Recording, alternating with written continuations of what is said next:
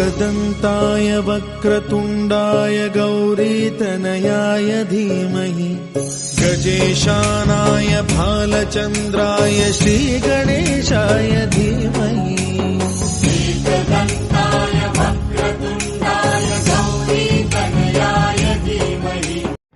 అందరికీ నమస్కారం. వినాయక చవితి పండుగ వచ్చేస్తోంది. మనం ఎంతగానో ఎదురు చూస్తున్న పండుగ, దేశమంతా సెలబ్రేట్ చేసుకునే పండుగ, మనకెంతో ఇష్టమైన పండుగ అయిన వినాయక చవితి రానే వచ్చేస్తోంది. అయితే ఇంకా 5 రోజులే టైం ఉంది. మరి మీరు పూజా సామాగ్రి, పూజకు కావాల్సినవన్నీ రెడీ చేసుకున్నారా? మనలో కొంతమందికి పూజా విధానం తెలుసు, కొంతమందికి తెలియదు. అయితే ఏం బాధ లేదు. నేను ఈ వీడియోలో పూజా విధానము, పూజకు కావాల్సిన సామాగ్రి, పత్రి ఏమేమి కావాలి, మండపాన్ని ఎలా అలంకరించుకోవాలి అనేది మొత్తం డీటెయిల్డ్గా చెప్తాను. సో ఎక్కడ స్కిప్ చేయకుండా ఈ వీడియో మొత్తం చూస్తే మీరే చక్కగా ఎటువంటి ఇబ్బంది లేకుండా పూజ మొత్తం చేసేసుకోగలుగుతారు.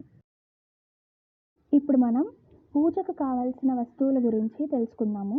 ఇవన్నీ మీరు ఎక్కడైనా నోట్ చేసుకోండి, లేదా ఇది మీరు సేవ్ చేసుకుంటే ఈ ఆడియో మీకు ఈజీగా ఉంటుంది ఇవన్నీ ఒక చోట చేర్చుకోవడానికి. సో ఇప్పుడు పూజకు కావాల్సిన వస్తువులు: ఆచమన పాత్ర, అరివేణము, పంచపాత్ర, గంట, హారతి, పసుపుతో చేసిన గణపతి, మట్టితో చేసిన గణపతి ప్రతిమ. అంటే మనము రంగువి కాకుండా మట్టితో చేసినవి అయితే ఎకో ఫ్రెండ్లీగా ఉంటుంది కాబట్టి. చిన్న గొడుగు గణపతికి, అలాగే పుస్తకాలు, మనం ఏమైనా ఇంపార్టెంట్ డాక్యుమెంట్స్ కానీ, పుస్తకాలు, పిల్లల పుస్తకాలు దేవుడి దగ్గర పెట్టుకుంటాం కదా వినాయక చవితి రోజు, అలాగా మీకు కావాల్సిన పుస్తకాలు ఇంపార్టెంట్ అయినవి పెట్టుకోండి. మట్టి ప్రమిదలు లేదా దీపపు కుందులు, ఏదో ఒకటి, మీకు ఏది అందుబాటులో ఉంటే అది. పూజ చేసుకోవడానికి కావాల్సిన సామాగ్రి ఏంటో తెలుసుకుందాం.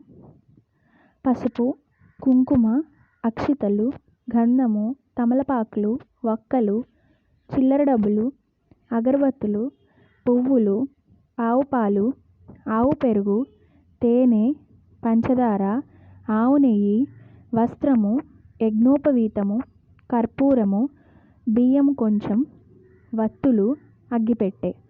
ఇవన్నీ పూజకి కావలసిన సామాగ్రి. ఇప్పుడు మనం మండప అలంకరణ సామాగ్రి, అంటే మండపాన్ని ఎలా అలంకరించుకోవాలి, ఆ సామాగ్రి ఏమేమి కావాలో చూద్దాం. జనరల్గా మనం ఏం చేస్తామంటే పాలవెల్లి కట్టుకుంటాం వినాయక చవితి అనగానే.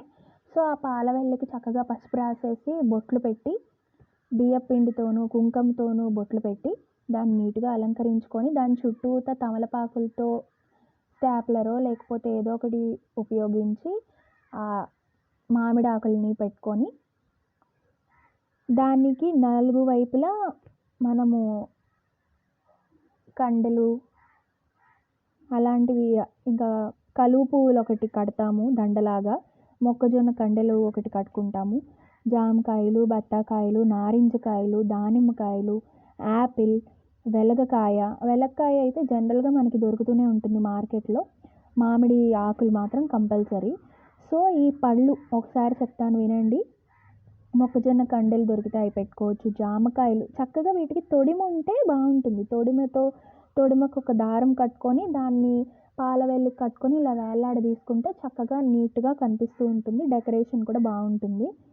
ఈ నారింజకాయలు కానీ, బత్తాకాయలు కానీ, దానిమ్మకాయలు కానీ, యాపిల్ కానీ ఒక 2-3 తీసుకోండి చాలు, 2 అయితే సరిపోతుంది. దానికి చక్కగా ఒక తొడిమ ఉంటే దానికి నీట్గా కట్టుకొని పాలవెల్లికి పెట్టుకోవచ్చు, బాగుంటుంది. అలాగే ఈ కలువ పువ్వులు కూడా ఒక 4-5 తీసుకోండి. 4 దిక్కులా 4 కట్టుకోవడానికి ఒక దండలాగా బాగుంటుంది. సో ఇలాగ మండపం అలంకరణకి ఈ సామాగ్రి అయితే సరిపోతాయి. ఇప్పుడు మనం పత్రి పూజకు కావాల్సిన పత్రములు ఏంటో చూద్దాం.